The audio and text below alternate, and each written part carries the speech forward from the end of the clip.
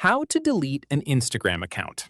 This tutorial shows you how to permanently remove your Instagram account directly from the app on your Android device.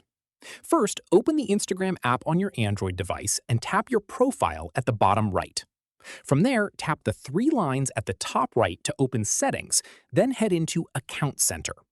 At the bottom, tap Manage Accounts, locate your Instagram account, and tap the Manage button next to it. Go into Deactivation and Deletion. Choose the account you want to remove if you have more than one linked, then select Delete Account and tap Continue. On the next screen, you'll see a breakdown of everything you'll lose access to. Your Threads account, all your followers, posts, stories, and saved items will all be gone for good. Tap Continue once you've gone through it. Pick a reason for leaving from the list and tap Continue. Finally, enter your password on the next screen to confirm and kick off the deletion. Keep in mind, just like Facebook, you get a 30-day grace period where you can still log back in and cancel. Once that window closes, everything tied to your account is wiped permanently with no way to recover it. And that's it.